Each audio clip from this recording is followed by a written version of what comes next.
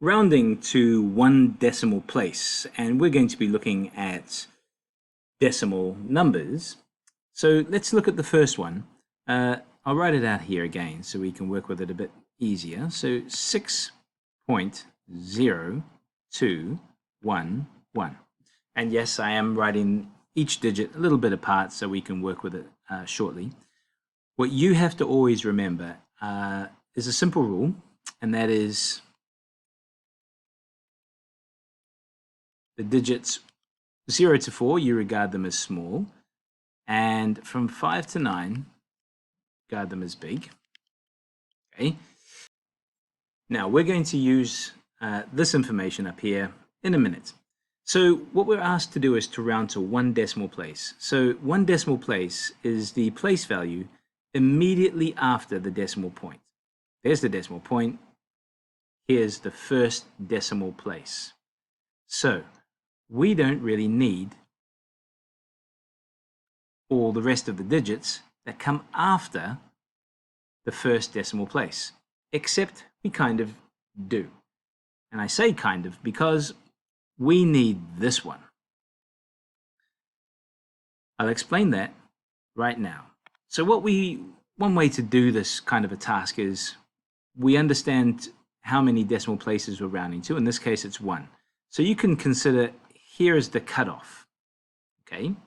And then we really don't need these guys, except we kind of need this one temporarily. This is our indicator number, or our indicator digit.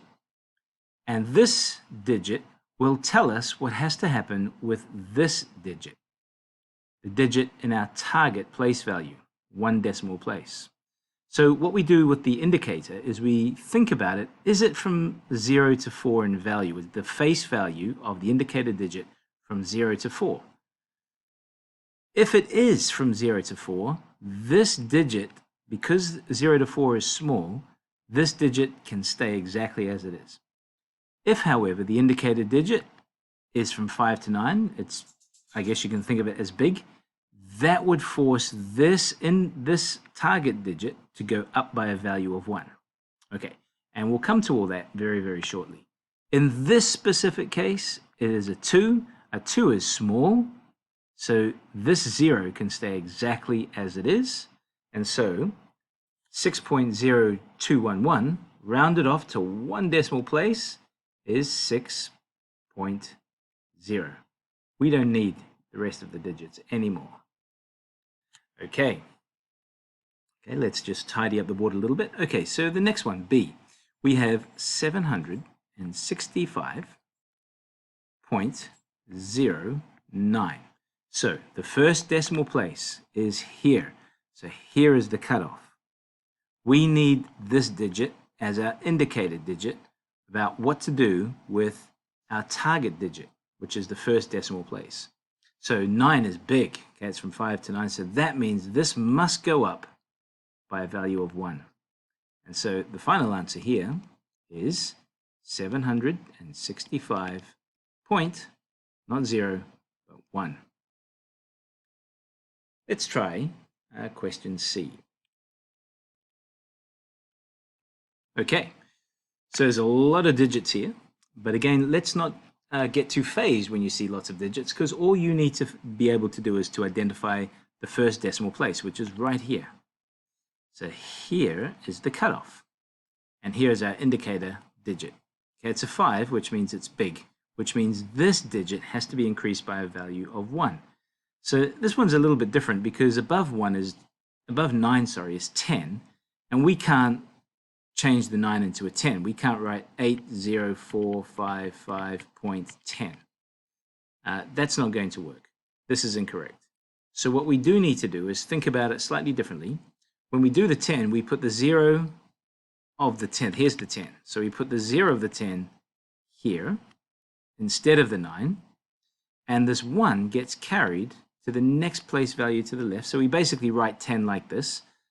Each digit in the 10 over another digit in the original answer. This gets taken away and gets replaced by the 1. This doesn't get taken away and replaced by the 1.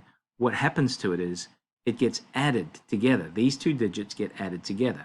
So 5 and 1 becomes 6. Okay. So we don't need that 1 anymore. We've added it to the 5.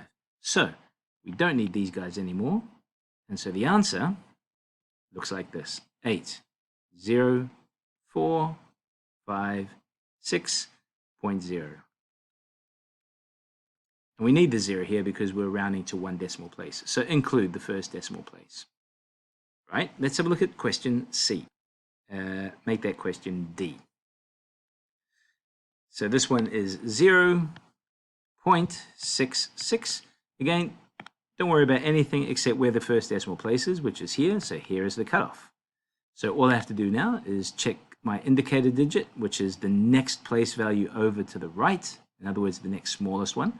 It's a 6, so it's a big number, so this has to go up by a value of 1 to 0.7. Don't need that digit anymore, and that's the final answer. And for the last one, we've got 0.01. So the cutoff is here. Here's the first decimal place. Here's my indicator. It's small, so this stays as it is. And so the final answer up here goes 0.0. And that's how they're done.